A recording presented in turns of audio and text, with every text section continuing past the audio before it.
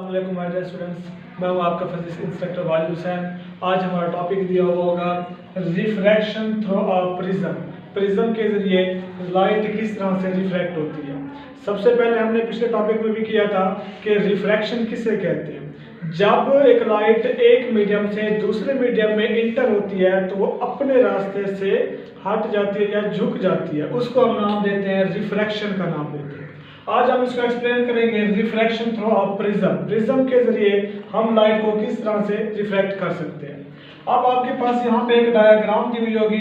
ये आपके पास एक प्रिज्म दिया हुआ है। प्रिज्म जो होता है ये एक साफ शफाफ शीशे का कोई एक जिस्म दिया हुआ होता है जिसकी हमारे पास तीन ट्रायंगुलर दी हुई होती है, ए बी और सी, और दो सतह हमारे पास रेक्टेंगुलर दी हुई होती है। अब यहाँ पे हमारे पास एक रे दी हुई है।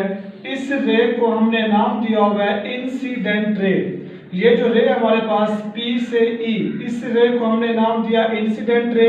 अब ये जो रे हमारे पास ये इस प्रिज्म के बाहर की तरफ है। जब ये रे पॉइंट A से पॉइंट E की तरफ आती है तो यहाँ पर एक एंगल बनाती है। इस एंगल को हम नाम देते हैं एंगल ऑफ इंसिडेंस। जब ये रे इस प्रिज्म के अंदर इंटर होती है तो बिल्कुल पैरेलल सीधा जाने की बजाय वो क्या हो जाती है, बेंड हो जाती है, झुक जाती है, अपना रास्ता क्या करती है, तब्दील करती है।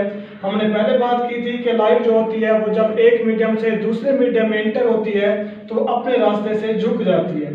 अब यहाँ पर भी वही है कि जब इंसिडेंट रे प्रिज्म के अंदर इंटर होती है तो सीधा जाने की बजाय वो क्या हो जाती है, झुक जाती है, अपना रास्ता तब्दील कर देती है। इसको हमने नाम दिया हुआ है E से F।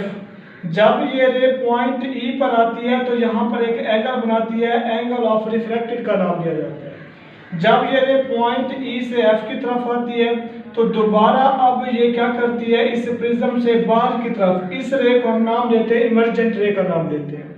और यहाँ पर जब आपके पास रे इस पॉइंट F की तरफ आती है तो यहाँ पर एक एंगल बनाती है। इस एंगल को हम नाम देते हैं एंगल ऑफ E का नाम देते हैं।